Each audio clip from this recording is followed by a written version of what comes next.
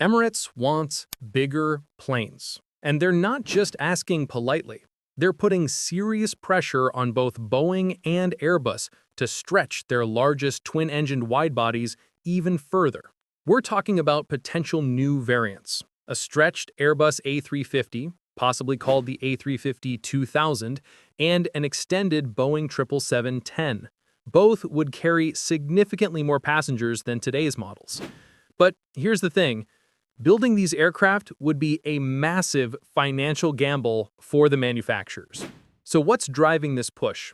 And why is Emirates so insistent on ultra-large twins when the rest of the industry seems content with current offerings? Let's dive in. The heart of the matter is slots. Airport slots. Those precious landing and takeoff windows at major hubs around the world. Emirates operates out of Dubai, one of the busiest international airports on the planet. And like many major hubs, slot availability is limited. You can't just add more flights whenever you want. So if you can't increase the number of flights, what do? You put more people on each flight.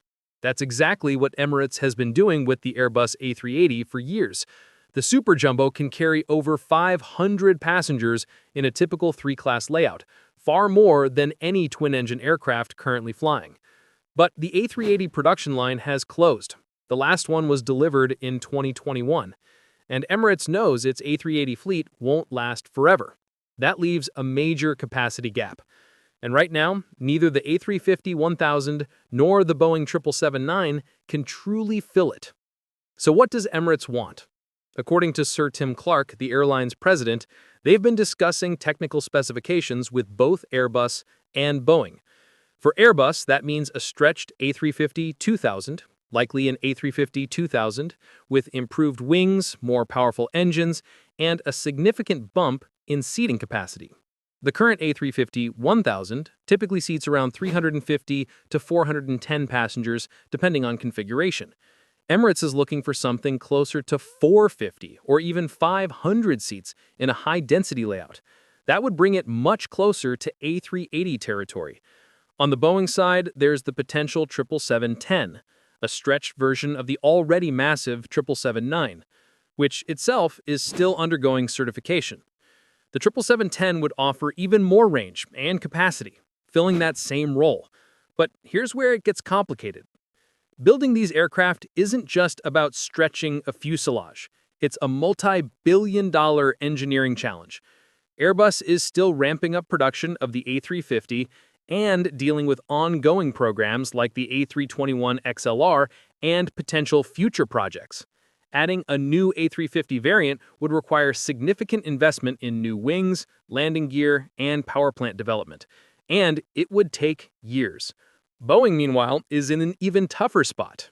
The 777-9 is still not certified, and the company has other fires to put out, including the 737 MAX production issues and the development of future narrow-body replacements.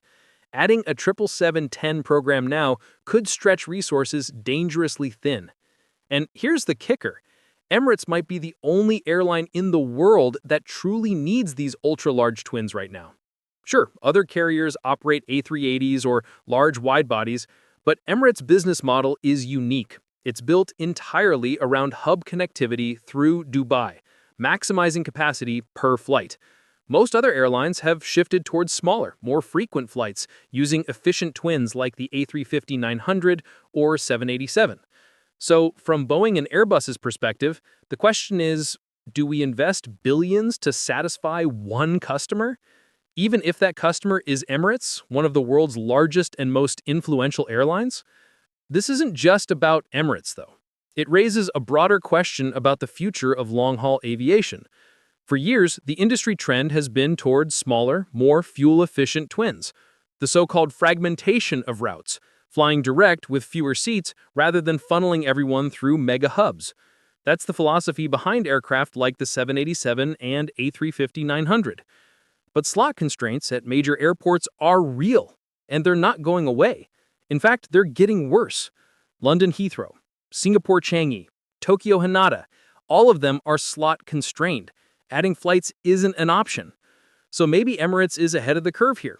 Maybe the future isn't just about efficiency, it's about maximizing capacity within the limits of available infrastructure. That said, the A380 never became the commercial success Airbus hoped it would. Airlines found it too large, too expensive to operate, and too inflexible. Will an ultra-large twin suffer the same fate? Or will advances in engine technology and materials make it viable this time? Right now, both Airbus and Boeing are weighing their options. Neither has committed to launching these new variants, and honestly, it's unclear if they will. For Emirates, the clock is ticking. The airline has 777X orders on the books, but those are 777-9s, not the larger N10 variant they'd prefer. And while the A350-1000 is an excellent aircraft, it simply doesn't offer the capacity Emirates needs to maintain its growth trajectory without additional slots. If Boeing and Airbus decide not to move forward, Emirates may have to rethink its entire fleet strategy. That could mean accepting lower capacity per flight or exploring other options. Though honestly, there aren't many alternatives out there.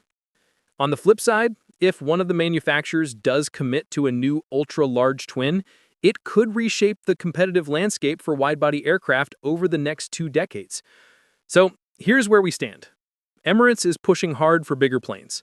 Boeing and Airbus are hesitant, and the future of ultra-high-capacity aviation hangs in the balance.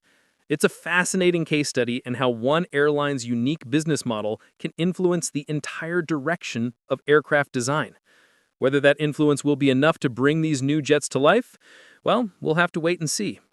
What do you think? Should Boeing and Airbus build these ultra-large twins for Emirates, or is the era of mega-capacity aircraft over? Let me know in the comments below. Thanks for watching Plane News. See you in the next one.